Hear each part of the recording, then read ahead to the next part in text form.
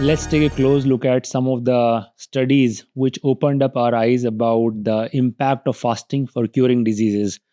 In one such study, Dr. Galen worked with 26 patients. These are children who had these epileptic seizures without control. He, based on some anecdotal evidence, decided to do a very organized fasting. Now, these kids were put on absolutely zero calorie diet, what's known as water only fast, where they were only given water during the day. These fasts lasted for 20 days. After some days, their condition started to improve. The frequency of seizure went down. And after the study was over, more than 50% of kids were completely seizure free. As Dr. Galen was doing his study, he also was testing their blood, and he noticed that there is a significant spike in ketones. Now, ketones are this alternate fuel source. When our bodies start burning fat, ketones are produced, and it so happens our brain absolutely love ketones. If you measure your ketosis state, which I do every now and then, and you have higher level of ketones in the body, your brain feels amazing. Right now, I'm shooting this on a fasted state. I have not eaten anything since for last 18 hours, and I feel like very fresh and energetic in my head. I'm pretty sure my ketones levels are high.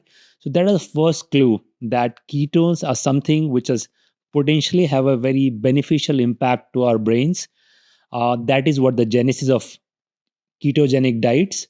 After that, a lot of people replicated this study, started to understand what is the role of ketones in our brains, and there clearly was a profound connection between level of ketones and how brain self-regulates, hence the potential impact on epilepsy. Another doctor whose work is pretty famous is of that award, Dr. Walter Lango. He recently came out of this book called Fasting Cancer. This is a very illustrative title. We have our own doctor in India, Dr. Luke Catino, which, from what I believe, he practices similar philosophy.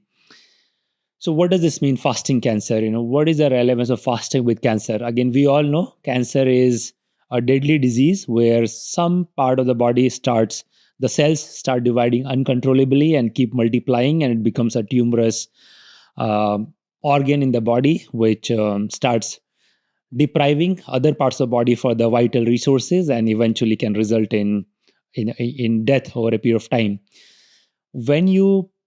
What Dr. Walter Longo realized that when you put a patient who is dealing with cancer in a fasted state, now there is a calorie restriction in the body.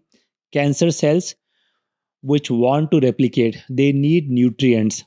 They suddenly feel themselves weakened because they just don't have enough calories to continue this uncontrolled cell division. They puts them in a much weaker state.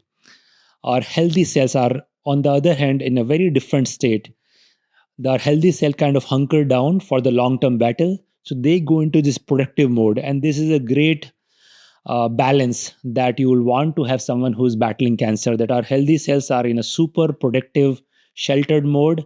And cancer cells don't know what is going on. They are bewildered because there's just not enough calories available. And if you combine that with the cancer treatment, whether it's a radioactive therapy or chemotherapy, you are able to kill off cancer cells more efficiently, while rest of the cells which are in the kill zone are able to protect themselves better, and therefore resulting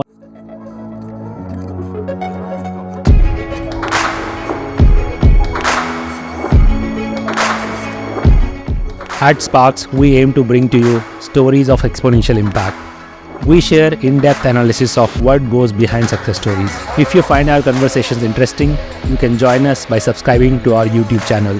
You can also listen to Sparx on Spotify, Apple Podcast, or any other audio platform of your choice. If you have any suggestions on who we should invite or what topics we need to cover, just let us know in the comments. We are always listening, looking for ways to improve, and keep getting better as we go along.